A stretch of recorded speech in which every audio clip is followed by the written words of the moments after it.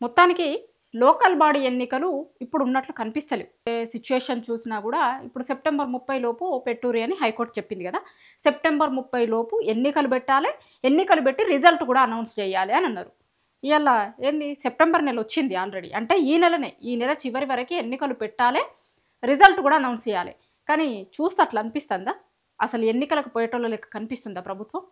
ఇప్పుడు ప్రభుత్వంలో ఉన్నోళ్ళు ఆలోచన చేస్తుర్రట, కోర్టుకు పోదాం, మనము చెప్దాం, ఇంకా కొంచెం టైం కావాలి అని అడుగుదామని. ఇప్పుడు గతంలో కోర్టు చెప్పిన తర్వాతనే కోర్టు చెప్పింది సీరియస్గా, అసలు ఎన్నడు పెడతారు, ప్రతిసారి వచ్చి టైం అడుగుతుర్రు. ఇప్పుడు 30 తారీఖు లోపు పెట్టుర్రి, సెప్టెంబర్ 30 వరకు పెట్టుర్రి అని ఎప్పుడు చెప్పింది? 3-4 నెలల కిందటే చెప్పింది. చెప్పి కూడా చాలా రోజులైంది, 3-4 నెలలు అయిపోయాయి.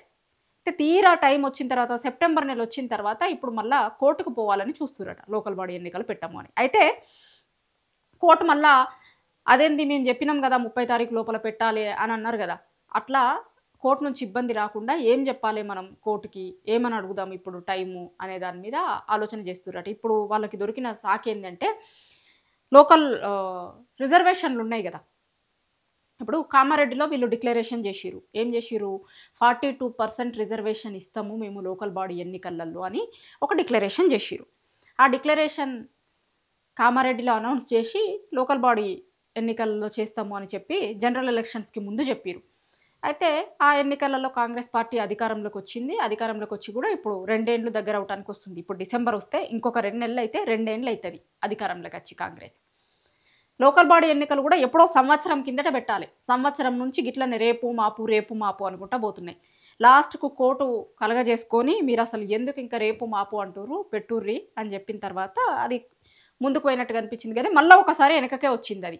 ఇప్పుడు వీళ్ళు అసెంబ్లీలో చేసి దాన్ని గవర్నర్కి పంపించారు కదా, 42% రిజర్వేషన్ ఇవ్వాలి అనేది అసెంబ్లీలో ఒక బిల్లు చేసి గవర్నర్కి పంపించారు. అది పెండింగ్లో ఉంది, ఇంకేం తెలియలే. అట్లనే అంతకుముందు ఆర్డినెన్స్ కూడా తీసుకొని వచ్చారు, 42% రిజర్వేషన్ మీద ఆర్డినెన్స్ తీసుకొని వచ్చారు. అది కూడా పెండింగ్లోనే ఉంది.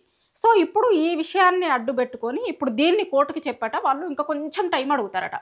ఎందుకు అంటే రిజర్వేషన్ల మీద ఇంకెటు తేలలేదు కదా, మేము ఇస్తాము అన్నాము, ప్రభుత్వం ఇచ్చేందుకు సిద్ధంగా ఉంది, కానీ అవేమో పెండింగ్లో ఉన్నాయి గవర్నర్ దగ్గర. అట్లనే ఆర్డినెన్స్ ఇంకొకటి కూడా పెండింగ్లో ఉంది. మరి ఎప్పటి వరకు అవుతుందో తెలియదు.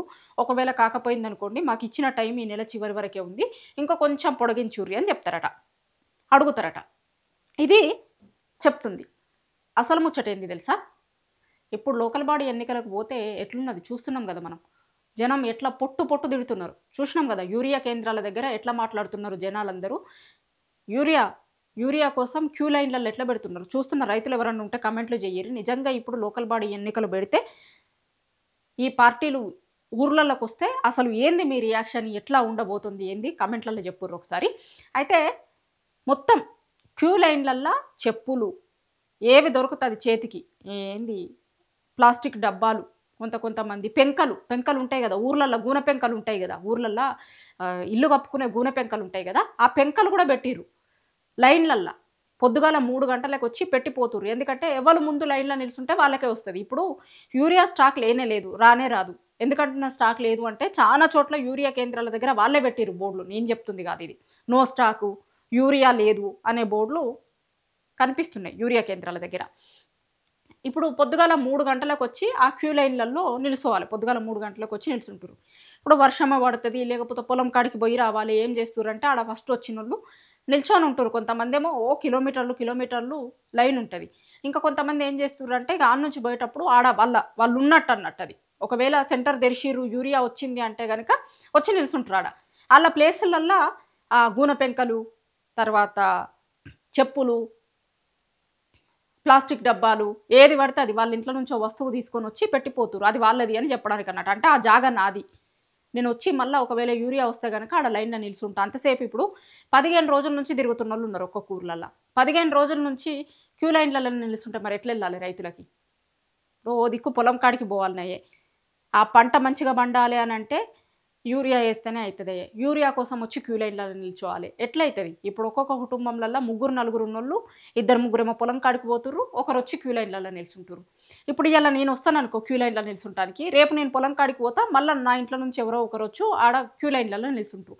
ఇట్లా నిల్చుంటారు 15 రోజుల నుంచి 20 రోజుల నుంచి నిల్చుంటున్నారు ఒక్క బస్తా యూరియా కోసం. వీళ్ళంతా నిల్చునేది ఏదో ఫస్ట్ నిల్చున్న వాళ్ళకి మొత్తం ఇస్తారు అన్నట్టు కాదు. ఒక్క బస్తా యూరియా కోసం పడుతున్న అవస్థలవి. ఇప్పుడు పెట్టుబడి సాయం ఇయ్యలే రైతుకి. పెట్టుబడి సాయం ఇస్తాము అంటిరి. అది ఇయ్యలే. బోనస్ లేదు. ఏమి లేవు. ఎట్లా దారుణమైన పరిస్థితులున్నాయి తెలుసు మనం రైతుల దగ్గర నుంచి. ఇప్పుడు యూరియాదైతే చాలా ఎక్కువుంది ఊర్లల్ల. ఇప్పుడు లోకల్ బాడీ ఎన్నికలు అని గనక ఊర్లలోకి పోతే అదంతా పడేది ప్రభుత్వం మీదనే. లోకల్ బాడీ ఎన్నికలలో వాళ్ళకున్న కసి మొత్తం ఓట్ల రూపంలలో తేల్చుకుంటారు. ఓట్ల రూపంలలో కనిపిస్తది అదంతా గూడా. ఎందుకంటే అసలు ఎప్పుడు లేదు. 10 ఏండ్లల్లో ఎప్పుడు లేదు. 10 ఏండ్లల్లో లేని రోజులు ఇప్పుడు అంతకుముందు ఉమ్మడి ఆంధ్రప్రదేశ్‌లో ఎట్లయితే రోజులు ఉండెనో మొత్తం క్యూ లైన్‌లలో చెప్పులు పెట్టిర్రో మళ్ళా గట్లాంటి రోజులు తీసుకొనొచ్చిర్రిప్పుడు. వీళ్ళు ఆనాటి రోజులు తీసుకొనొస్తా అంటే ఏమో అనుకున్నారు గానీ అగో ఆనాటి రోజులు మళ్ళా గివ్వన్నట్టు. క్యూ లైన్‌లలో చెప్పులు పెట్టుడు అట్లా తీసుకొనొచ్చిర్రు. జనం ఇప్పుడు ఊర్లలోకొస్తే గనక లోకల్ బాడీ ఎన్నికల పేరు మీద నుంచి వస్తే గనక ఇప్పుడు ఎట్లాంటి రిజల్ట్ వస్తదో ప్రభుత్వంకి తెలుసు. అట్లా ఇవన్నీ చెప్పలేరు గదా! ఇప్పుడు జనాల దగ్గర నుంచి వ్యతిరేకత ఉంది. లేకపోతే జనాలు మాకు ఓట్లేసేటట్టు లేరు. ఇదంతా తెలుసు. ఇదే అసలు రీజన్ ఇది. కానీ అసలు రీజన్ ఇది అంటే గనక ఇబ్బందయితది గదా! అందుకోసమని ఇప్పుడు రిజర్వేషన్‌లది కోర్ట్‌లో ఉంది. లేకపోతే ఇంకొక ఇష్యూ ఉంది. ఇంకొకటుంది. రిజర్వేషన్‌లది పెండింగ్‌లో ఉంది. గవర్నర్ దగ్గర పెండింగ్‌లో ఉంది. ఆర్డినెన్స్ జారీ చేసినాం. అది గూడా అట్లనే ఉంది. మేము చట్టం చేసి పంపించినాము. బిల్లు చేసినాము. బిల్లు అట్లనే ఉంది. ఇట్లనే ఉన్నాయి. సో, వీటి మీద తేలిన తర్వాత పోతాం. ఎందుకంటే మేము రిజర్వేషన్‌లు ఇస్తాము అని చెప్పినాం కాబట్టి దానికోసం ఇంకొక కొంచెం టైం ఇయ్యిర్రి అని కోర్ట్‌కి పోతారట. ఇప్పుడు ఎప్పుడు పోతదో ప్రభుత్వం ఎప్పుడు చేస్తదో గానీ కాంగ్రెసోళ్ళందరూ మాట్లాడుకుంటున్నారు. వాళ్ళ నాయకులు, కార్యకర్తలందరూ గూడా ఇప్పుడు కొంతమంది అరే! ఎట్లా లోకల్ బాడీ ఎన్నికలకి ఇప్పుడు ఊర్లలోకి పోయి అడిగే పరిస్థితి లేదు గదా! అది ఇది అని ఈడున్న మెయిన్ నాయకులకి చెప్తే అట్లేం భయపడకుర్రి మీరు. ఇప్పుడేం పోయేటట్లేం మనం. మనకు గూడా ఉంది. ఫీడ్‌బ్యాక్ ఉంది. మనం చేయించుకున్న సర్వేలల్లో గూడా తెలిసింది. ఇప్పుడేం బోము మనము అనేది చెప్తురట. కాంగ్రెస్ పార్టీ నాయకులు అనుకుంటున్నారు ఇది ఏదో నేను చెప్తుంది కాదు. వాళ్ళు అనుకుంటున్నారు ఇప్పుడు లోకల్ బాడీ ఎన్నికలకు పోయే పరిస్థితి లేదు కాబట్టి వాయిదా వేసేటట్టుగా అనిపిస్తుంది మా ప్రభుత్వం అని వాళ్ళ నాయకులు, కార్యకర్తలు చెప్పుకుంటున్నారు ఊర్లల్ల.